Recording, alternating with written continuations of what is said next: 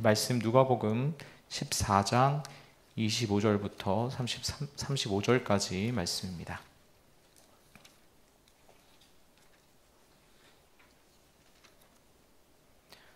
신약성경 119페이지 누가복음 14장 25절부터 35절까지의 말씀을 함께 교독하겠습니다.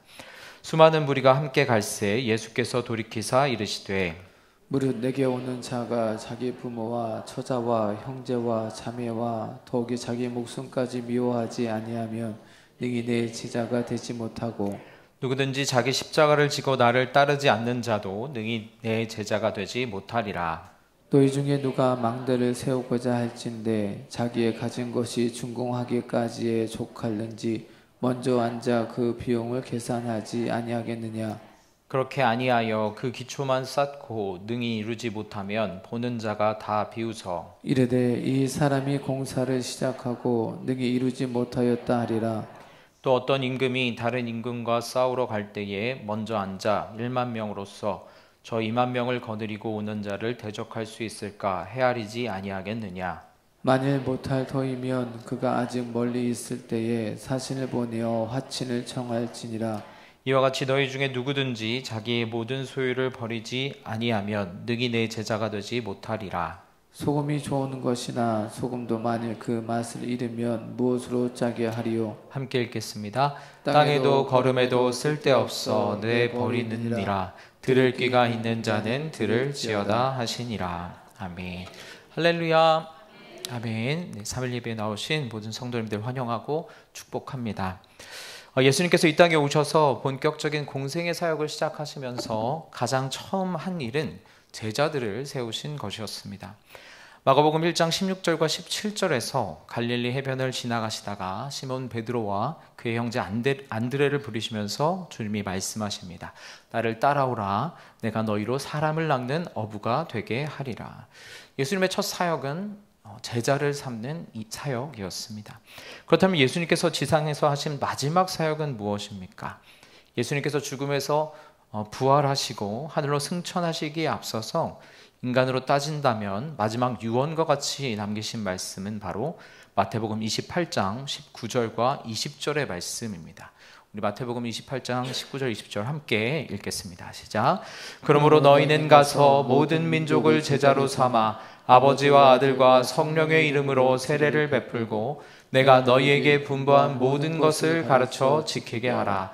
볼지어다 내가 세상 끝날까지 너희와 항상 함께 있으리라 하시니라. 아멘. 너희는 가서 모든 민족을 제자로 삼아 내가 너희에게 분부한 모든 것을 가르쳐 지키게 하라. 예수님의 지상에서의 마지막 사역, 예수님의 마지막 유언과 같은 말씀도 처음과 동일했습니다. 모든 민족을 제자로 삼아라. 모든 민족을 제자로 세우라는 것이었습니다. 사랑하는 여러분, 이처럼 예수님의 사역의 처음과 끝, 그리고 그 중간에 있었던 모든 사역의 핵심도 제자들에게 동네 곳곳으로 가서 복음을 전하도록 훈련하시고 귀신을 내쫓도록 훈련하시고 말씀으로 그들을 가르치시는 제자 삼는 사역의 연소이었습니다.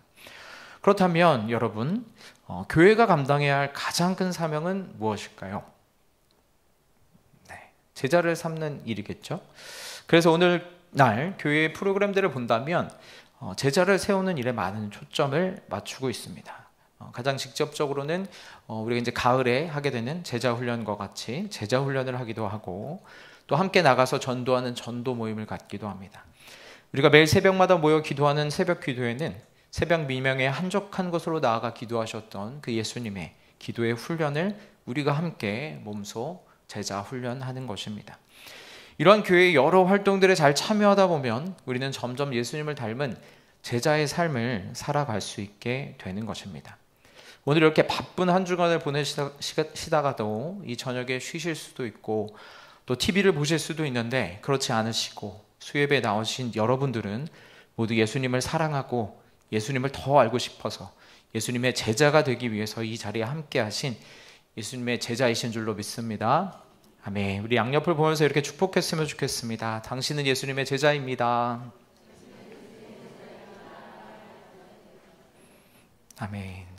자, 사랑하는 여러분, 그렇다면 이제 제가 여러분에게 질문을 드려보려고 합니다. 교회를 다니는 그리스도인들은 다 제자일까요? 네, 고개를 끄덕이시는 분들도 있고, 네, 확신이 없으시네. 네, 원칙적으로 예수님을 따른다고 결심한 그리스도인들은 다 제자가 되어야 함이 분명합니다. 그러나 오늘 성경 말씀을 보면 예수님이 조금 다른 이야기를 하십니다. 25절부터 27절까지의 말씀 우리 함께 읽겠습니다. 시작. 수많은 무리가 함께 갈새 예수께서 돌이키사 이르시되 무릇 내게 오는 자가 자기 부모와 처자와 형제와 자매와 더욱이 자기 목숨까지 미워하지 아니하면 능히 내 제자가 되지 못하고 누구든지 자기 십자가를 지고 나를 따르지 않는 자도 능히 내 제자가 되지 못하리라. 아멘. 우리 33절도 함께 읽겠습니다. 시작. 이와 같이 너희 중에 누구든지 자기의 모든 소유를 버리지 아니하면 능히 내 제자가 되지 못하리라. 아멘. 예수님께서는 지금 자신을 따라오는 수많은 무리들을 향해서 총 3번에 걸쳐서 능히 내 제자가 되지 못하리라고 강조하며 말씀하십니다. 지금 이 무리들은 그동안 예수님이 행하신 놀라운 기적을 보고 모여든 이들, 또 어떤 이들은 예수님께서 기존의 그 기득권 세력이었던 그 종교 지도자들과 이렇게 대결을 펼치시는 모습을 보면서 예수님께서는 뭔가 대안의 그런 세력이 될 수 있겠다라는 그런 기대를 가진 이들도 있었습니다. 이처럼 공생의 사역의 마지막 반년을 남기고 예루살렘을 향해서 올라가고 있는 이 길 위에서 수많은 무리들이 어떠한 이유에서든지 이렇게 예수님 주위에 많이 몰려들어서 예수님을 따르고 있었던 것입니다. 이 광경을 한번 머릿속에 그려보시면 좋겠습니다. 예수님께서 딱 이렇게 중심에 서시고 양 옆으로 이 제자들이 이렇게 길게 늘어섰을 것입니다. 아마도 베드로는 예수님의 그 지근거리에서 예수님을 보자 하면서 아마 아주 당당하게 걷고 있었을 것 같습니다. 왜냐하면 뒤에 많은 사람들이 자기를 따라오고 있고 또 이렇게 모여든 무리들을 막 보면서 주위에 있는 사람들도 수군거리면서 와, 저 사람들은 뭘까? 라고 주목하고 있었기 때문입니다. 그런데 이 좋아 보이는 분위기를 깨시는 분이 계셨는데 그건 바로 예수님이셨습니다. 예수님께서는 굳이 가던 길을 멈춰서서 뒤를 돌아보시고 26절, 27절, 그리고 33절 총 3차례에 걸쳐서 제자들에게 3가지 조건을 말씀하시면서 너희가 무엇 하지 않으면 능히 내 제자가 되지 못하리라. 무엇 하지 않으면 능히 내 제자가 되지 못하리라. 이렇게 반복하여 말씀하셨습니다. 예수님께서 이처럼 강하게 말씀하신 이유는 무엇일까요? 아무 말 없이 만약 그 길을 계속 걸어가셨다면 아마 인원이 더 많이 불어났을지도 모릅니다. 그냥 뒤 돌아보셔서 그들을 격려하시며 참 함께 해줘서 고맙다 이렇게 말해 주셨으면 아마 이 아름다운 그림이 더 아름다운 그러한 백미가 되었을 것입니다. 그런데 왜 예수님께서는 당신을 따르기 위해서 굳이 나선 그들을 향해서 굳이 돌아서시면서 그들에게 앞으로 너희가 치러야 할 대가, 너희가 있어야 할 어려움, 너희에게 있어야 할 손실을 말씀하시며 이것들을 감당하지 못할 거라면 그냥 돌아가라. 너희는 능히 내 제자가 되지 못할 것이다. 라고 왜 그것을 말씀하고 계시는 것일까요? 앞서도 말씀드렸지만 예수님께서 세우시고자 하는 믿음의 사람은 그냥 그리스도인 정도가 아닌 제자이기 때문입니다. 예수님의 제자는 무엇입니까? 그리스도의 가르침을 받아서 그 가르침을 믿을 뿐만 아니라 삶 속에 실천하는 학생, 그것을 삶 속에서 배워서 더 잘 그 스승을 따라가고자 하는 마음을 가진 그러한 태도를 가진 자가 바로 예수님의 제자입니다. 즉 제자는 스승의 관점과 생활 양식을 그대로 본받은 사람입니다.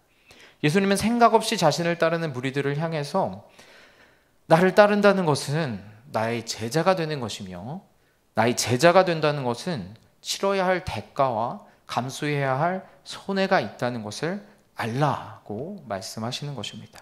그 모든 것을 감당할 준비가 되었다면, 그 모든 계산이 다 맞춰졌다면 그때 나를 따르라고 말씀하시는 것입니다.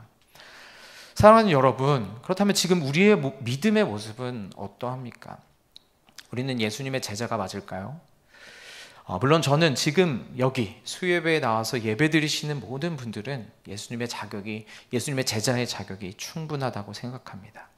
그러나 요즘 한국 교회에는 제자의 모습은 없이 자신이 그리스도인이라고 자처하는 사람들이 많아지고 있는 것 같습니다.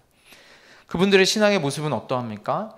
주일 예배만 딱 드리고 교회 내에 어떠한 다른 훈련이나 전도나 봉사, 교제에 참여하지 않습니다. 교육자들이 때때로 좋은 프로그램을 또 좋은 훈련을 또 봉사 등을 제안하지만 아주 정중하게 거절합니다. 물론 여러 가지 이유가 있으실 것입니다. 자녀들이 어려서 주말에 가족과의 시간을 보내기 위해서 또는 주말에 일을 하셔야 하기 때문에 등등 각자의 여러 이유가 있을 수 있겠지만 앞서 말씀드렸지만 예수님은 우리를 제자로 부르셨습니다. 예수님께서는 자기와 가장 가까운 가족 관계에 있는 자들보다도 더 자기를 우선해서 따르라고 말씀하셨습니다.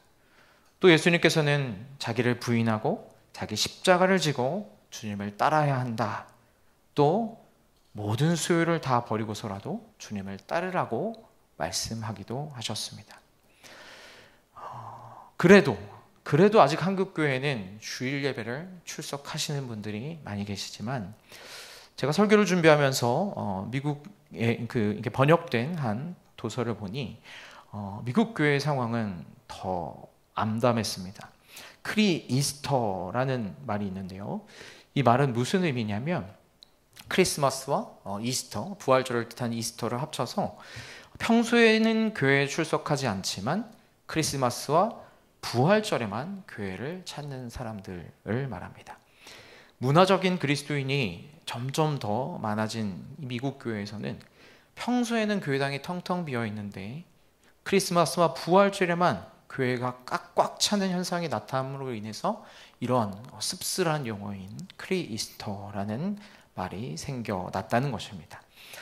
사랑하는 여러분, 만약 우리 한국 교회도 깨어있지 않는다면 이런 그리스도인들이 점점 더 늘어나게 된다면 혹여나 우리에게도 그런 말들이 생겨나지는 않을까 우려가 됩니다. 그동안 주일이라도 출석했던 이들이 이제는 점점 어떤 특정한 주일에만, 어떤 특정한 행사에만, 마치 명절에만 친척집을 방문하듯이 교회를 오지는 않을까 우려가 됩니다. 그러므로 우리는 미리 예방접종을 맞아야 할 것입니다. 점점 더 자신을 희생하려 하지 않고 자신을 드리려 하지 않고 최소한의 시간만 교회에 드리고 자기 만족과 자기 중심의 신앙을 가지려 하는 이 세상의 풍조를 따르는 그리스도인들을 향하여서 예수님께서 우리를 부르신 제자의 삶이 무엇인지를 우리의 삶으로 깨닫고 또 우리의 삶으로 보여주어야 할 줄로 믿습니다. 그래서 오늘 말씀에서는 예수님의 제자가 되기 위해서 예수님께서 말씀하시는 두 가지 조건을 함께 살펴보려고 합니다. 바라기는 오늘 말씀을 통해서 우리 모두가 예수님의 온전한 제자로 세워지며 또한 우리 한국 교회가 예수님의 온전한 제자로 세워질 수 있기를 예수님의 이름으로 축원합니다. 첫째, 제자는 관계의 우선순위를 정립해야 합니다. 우리 26절의 말씀을 함께 읽겠습니다. 시작. 물은 내게 오는 자가 자기 부모와 처자와 형제와 자매와 더욱이 자기 목숨까지 미워하지 아니하면 능히 내 제자가 되지 못하고. 아멘. 이 말씀을 표준 세번역으로 읽으면 다음과 같습니다. 누구든지 내게로 오는 사람은 자기 아버지나 어머니나 아내나 자식이나 형제나 자매뿐만 아니라 심지어 자기 목숨까지도 미워하지 않으면 내 제자가 될 수 없다. 제자가 되기 위한 첫 번째 말씀인데 첫 번째부터 너무 강렬합니다. 특별히 가족, 혈연 관계를 중시하는 우리 문화에서는 더더욱 그렇게 느껴질 것입니다.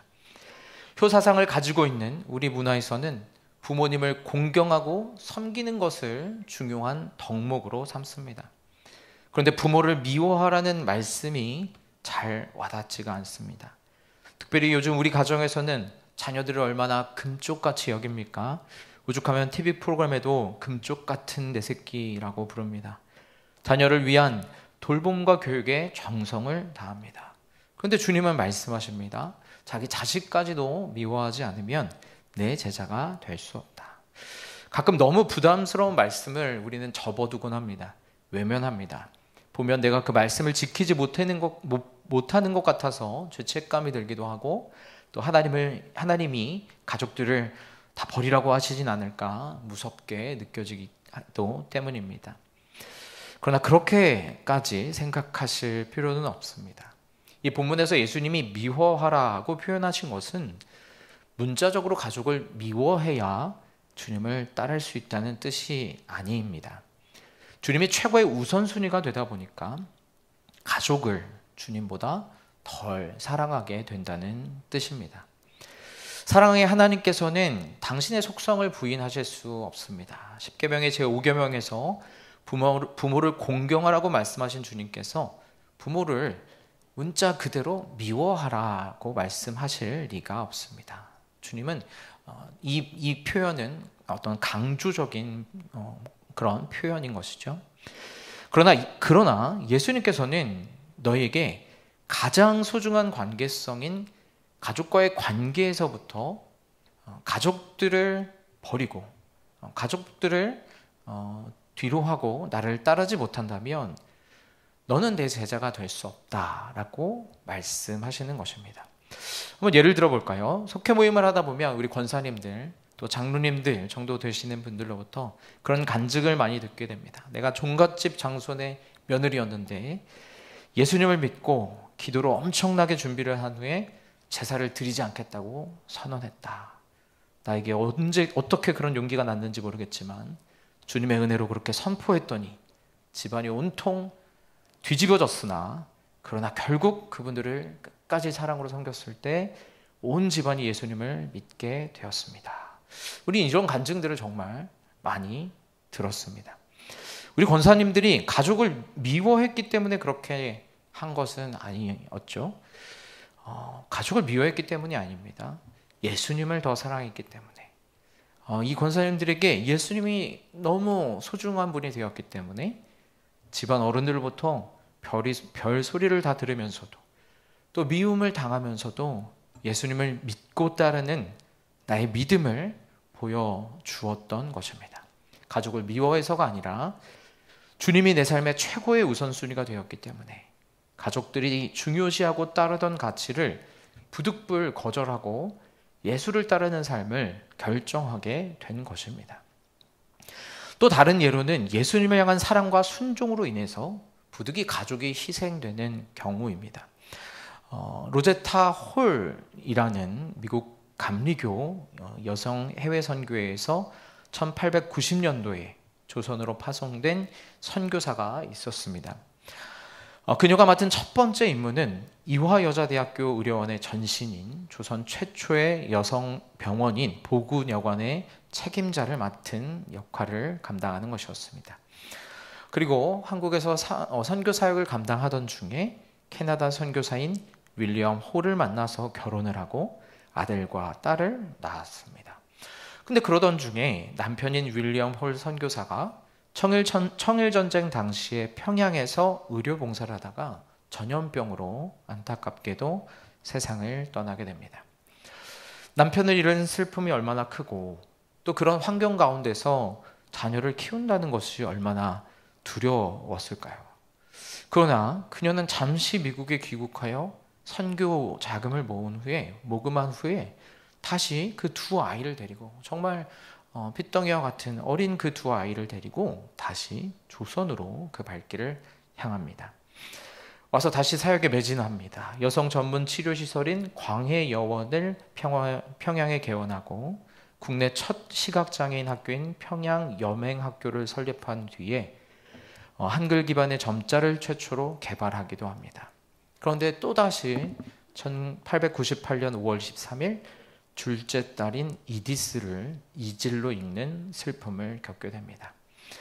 그러나 그녀는 남편과 자녀를 잃은 그 슬픔 가운데도 계속해서 한국 땅을 지키며 사역을 했고 1921년에는 인천 최초의 여성병원인 제물포 부인병원, 현재의 인천기독병원을 세우기도 했으며 고려대학교 의과대학의 전신인 조선여자의학 강습소를 개설하기도 하였습니다. 여러분, 로제타 홀 여사에게는 그녀의 자녀들이 소중하지 않았을까요?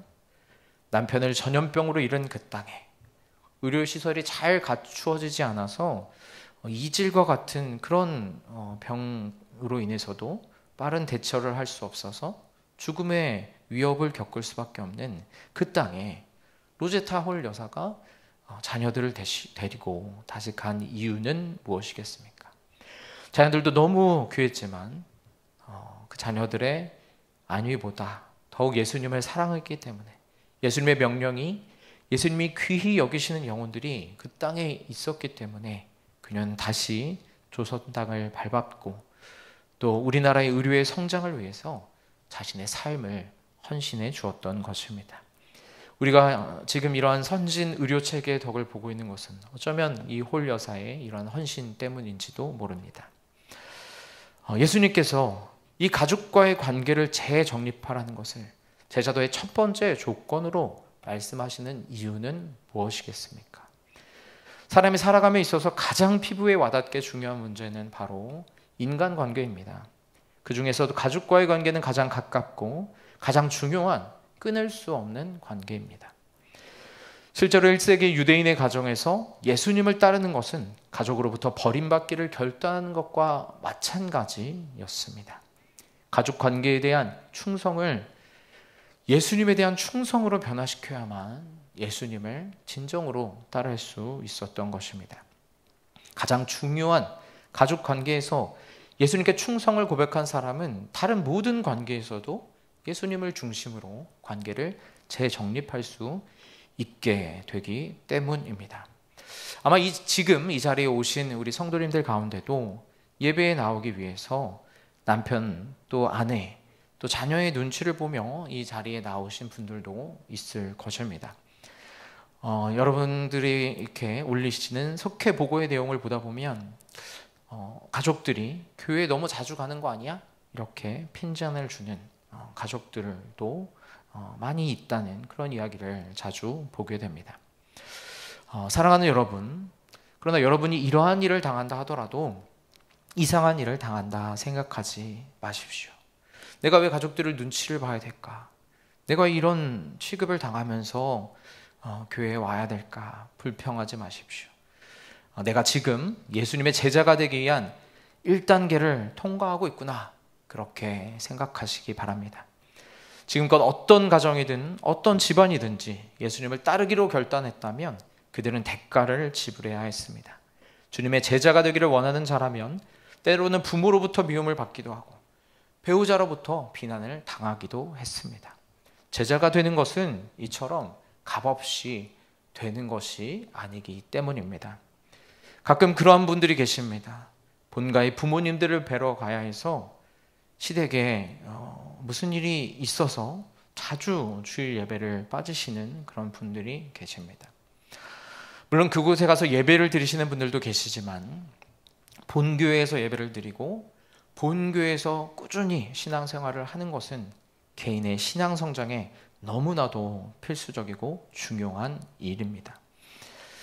여러분의 영적 성장과 제자됨을 방해하는 부득이 여러분의 그 가족 관계들이 여러분의 영적 성장과 제자됨을 방해하는 부분이 있다면 그 부분을 기도해 보시고 다시 생각해 보실 수 있기를 간절히 부탁을 드립니다.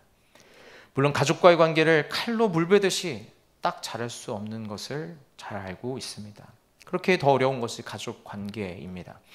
그러나 이 가족 관계를 예수 중심으로 재정립해야만 그 외 모든 다른 관계들도 제 자리를 찾게 될 줄로 믿습니다.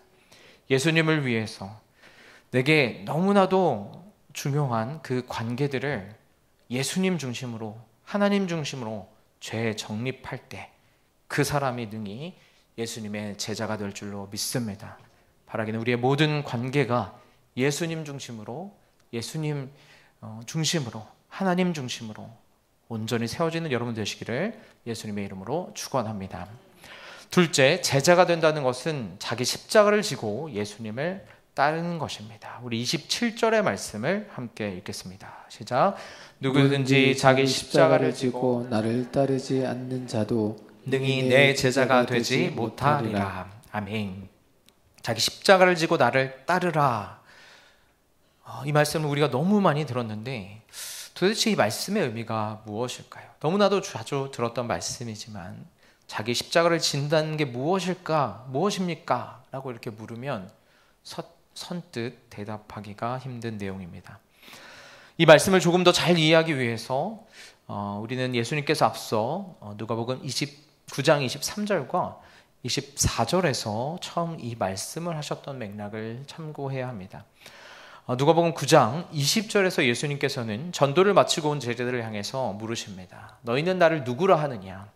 그러자 베드로가 대답합니다. 주는 그리스도시요 살아계신 하나님의 아들이십니다.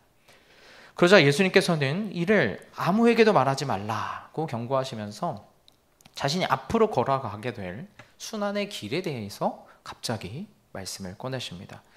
누가복음 9장 21절의 말씀입니다. 우리 앞에 화면을 9장 21절 함께 읽도록 하겠습니다. 시작.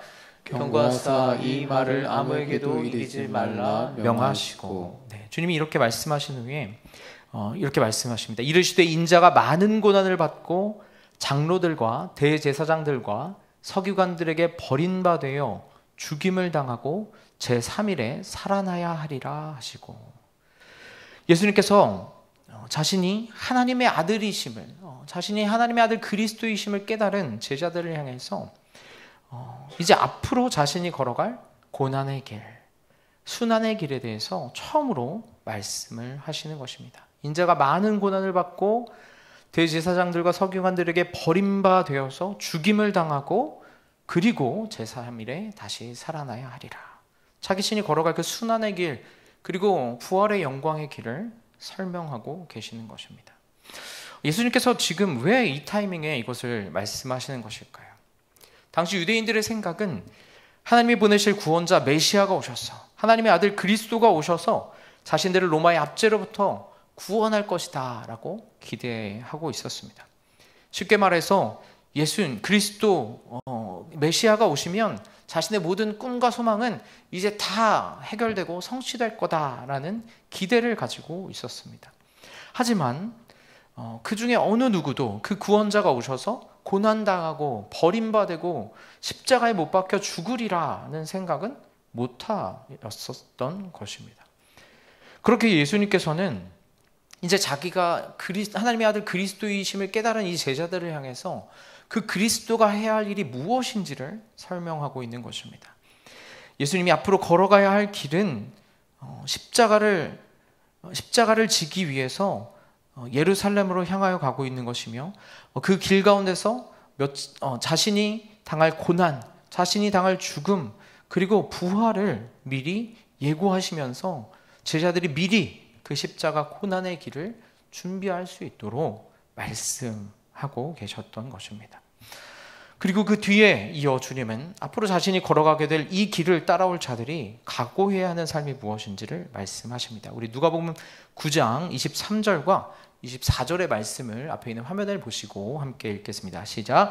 또 무리에게 이르시되 아무든지 나를 따라오려거든 자기를 부인하고 날마다 제 십자가를 지고 나를 따를 것이니라. 누구든지 제 목숨을 구원하고자 하면 잃을 것이요 누구든지 나를 위하여 제 목숨을 잃으면 구원하리라. 아멘. 예수님께서는 앞으로 자신이 걸어갈 길에 대해서 말씀하신 후에 뒤이어 그분의 제자가 되기 원하는 모든 자들이 걸어가야 할 길을 말씀하시는 것입니다. 나는 앞으로 이 십자가의 길을 걸어갈 것인데 누구든지 나의 이 길을 따라오기 위해서는 자기를 부인하고 자기 십자가를 지고 나를 따라야 할 것이다 말씀하시는 것입니다. 부활의 영광에 이르기 위해서는 주님이 걸으셔야만 했던 그 순환의 과정이 필요하다. 그리고 그 길은 예수를 따르는 너희들에게도, 내가 걸어가는 이 길이 예수를 따르는 너희들에게도 기다리고 있다 말씀하셨던 것입니다. 이는 역사적으로도 이미 확인된 사실입니다. 예수님의 승천 이후에 사도들의 전도의 역사를 담은 사도행전을 쭉 살펴보면 많은 고난의 기록들이 기록되어 있습니다. 사도행전 3장에서 베드로와 요한이 성전 미문의 안중뱅이를 일으켜 세우는 기적을 행하고 예수를 전하자 유대의 종교 지도자들이 이들을 시기하면서 베드로와 요한을 체포하고 신문합니다. 사도행전 7장에서 스데반 집사가 공회 앞에서 담대히 예수의 이름을 전하자 스데반에게 돌을 던지며 결국 스데반 집사가 돌에 맞아 순교를 당하는 그러한 일도 기록되어 있습니다. 사도행전 12장에서는 사도 야고보가 사도들 중에 첫 순교를 당했으며 베드로는 옥에 투옥이 됩니다. 또한 이후로 사도 바울은 전도 여행 중에 자신이 당했던 많은 고난들을 다음과 같이 기록하고 있습니다. 고린도후서 11장 23절부터 26절의 말씀입니다. 제가 읽겠습니다. 내가 수고를 넘치도록 하고 옥에 갇히기도 더 많이 하고 매도 수없이 맞고 여러 번 죽을 뻔하였으니 유대인들에게 40에서 하나가 만매를 5번 맞았으며 3번 태장으로 맞고 1번 돌로 맞고 3번 파선하고 일주야를 깊은 바다에서 지냈으며 여러 번 여행하면서 강의 위험과 강도의 위험과 동족의 위험과 이방인의 위험과 시내의 위험과 광야의 위험과 바다의 위험과 거짓 형제 중에 위험을 당하고 주님께서는 앞으로 이렇게 제자들에게 펼쳐지게 될 상황을 염두에 두시고 자신을 따르는 수많은 무리들을 향해서 다시 한번 이 앞선 9장에서 말씀하셨던 내용을 다시 한번 이 14장에 이르러서 말씀하시는 것입니다. 누구든지 자기 십자가를 지고 나를 따르지 않는 자도 능히 내 제자가 되지 못하리라. 여기서 말하는 십자가는 자기 십자가는 무엇입니까? 그리스도를 섬기기 위해서 겪게 되고 견뎌야 하고 포기되어야 하는 일들을 가리킵니다. 그리스도 때문에 듣게 될 악담과 비방과 박해를 의미합니다. 그리스도의 이름을 위하여 치르는 희생과 때로는 죽음까지 의미하는 말이기도 합니다. 예수님께서는 앞으로 제자들이 이와 같이 자기 십자가를 지는 상황이 오게 될 것을 미리 아시고 이런 상황을 너희가 미리 생각하라. 자기 십자가를 지고 나를 따르지 않는 자는 내 제자가 되지 못할 것이다. 미리 계산해보라 말씀하고 있는 것입니다.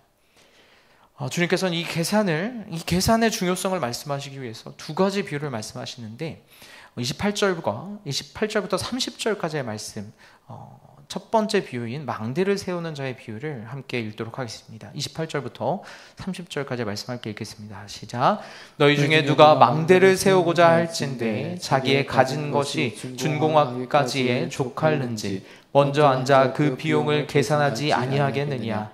그렇게 아니하여 그 기초만 쌓고 능히 이루지 못하면 보는 자가 다 비웃어 이르되 이 사람이 공사를 시작하고 능히 이루지 못하였다 하리라. 아멘. 어떤 사람이 망대를 세우고자 합니다. 망대는 적이나 주위의 동정을 살피기 위해 높이 세운 탑과 같은 방어 시설을 말합니다. 그런데 이 사람이 자기의 가진 것이 준공할 때까지 충분할지 부족할지 미리 그 비용을 계산하지 않고 일에 착수하겠냐.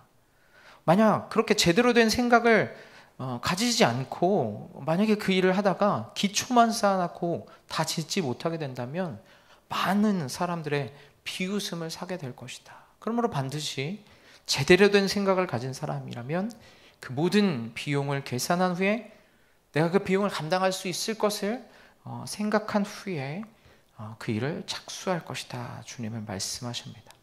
예수님이 이 비유를 말씀하시는 이유는 무엇일까요? 너희들도 계산해 보라는 것입니다.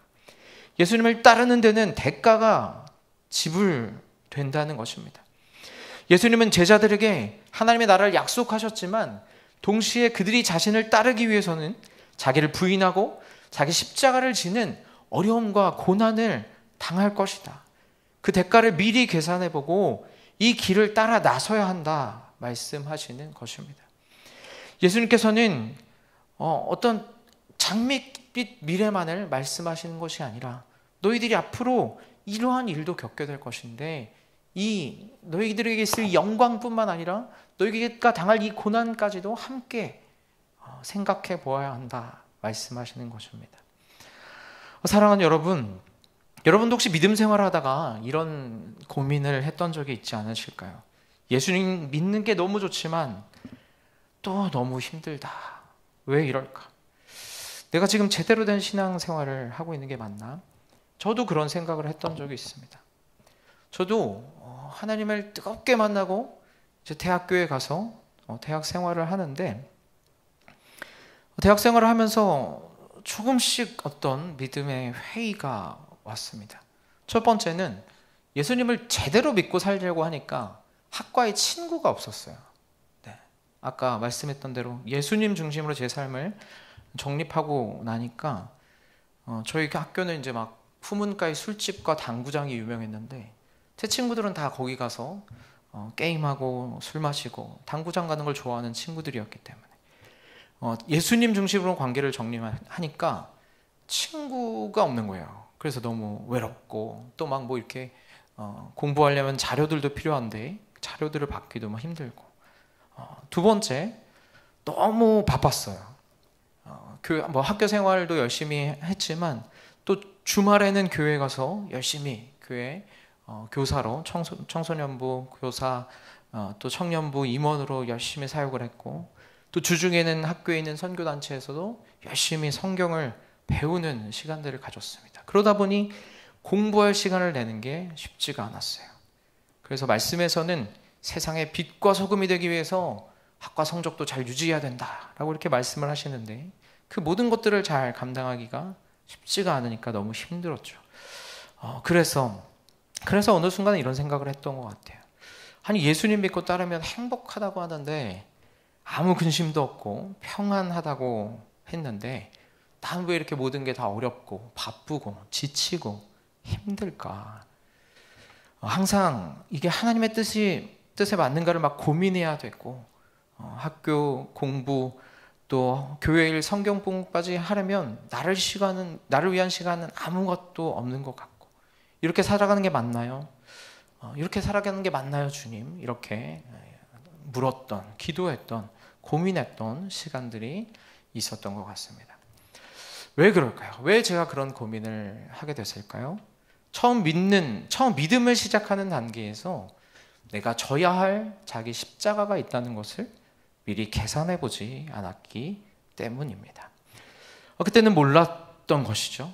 예수님을 믿으면 다 좋은 것이라만 생각하고, 예수님 만나서 그때 당시에 너무 행복했고 은혜 받고 너무 좋았기 때문에, 하지만 어느 정도의 시간이 지나고 나니까 날마다 매일의 삶에서 제가 마주해야 했던 것은 예수님을 믿지 않는 가족, 또 예수님을 믿지 않는 친구들과의 관계에서 겪는 어려움, 불의한 이 세상 속에서 예수님을 따라 살기 위해서 믿음의 결단을 하고 나를 절제하고 훈련하고 또 실패하고, 이런 시간들을 겪으며 겪는 어려움, 또 교회를 섬기고 이웃을 섬기기 위해서 나의 시간을 내주어야 하는 그런 자기 희생을 드리는 어려움들이 있었던 것입니다.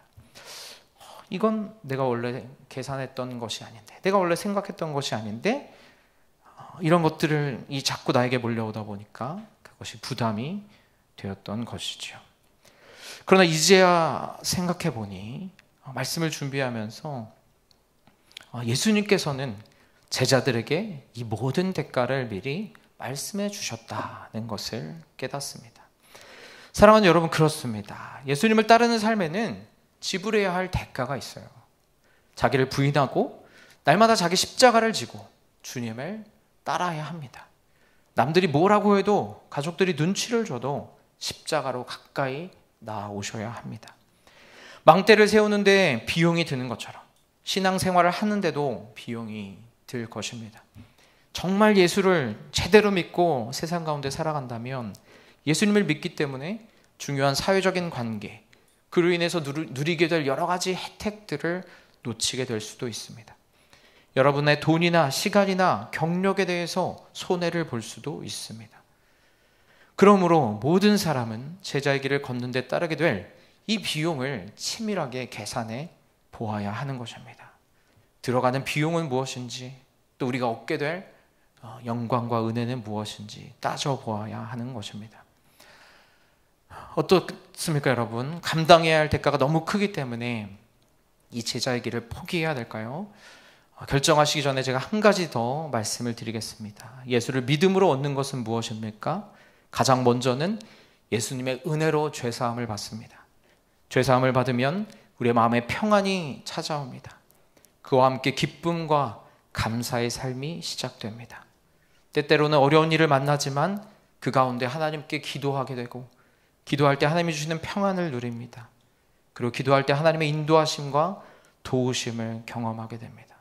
또한 지금 여기 우리 옆에 있는 것처럼 함께 할 수 있는 많은 믿음의 가족들, 동역자들이 생깁니다. 이제 신앙생활에 대차, 대조표, 차변과 대변이 다 정리가 되셨을 것입니다.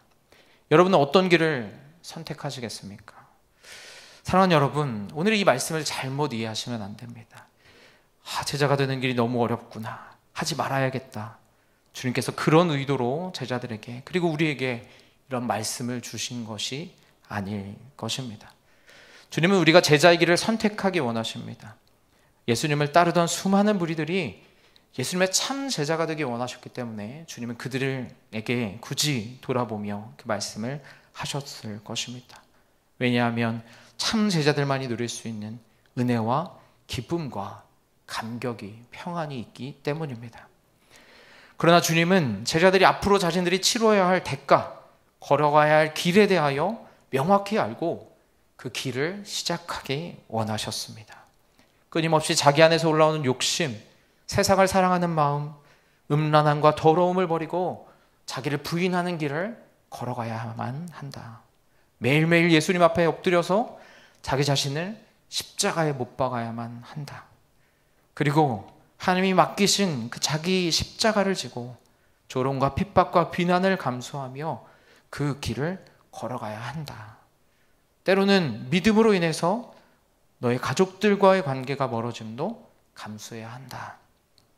때로는 주님께서 너의 모든 소유를 포기하라고 말씀하시기도 한다.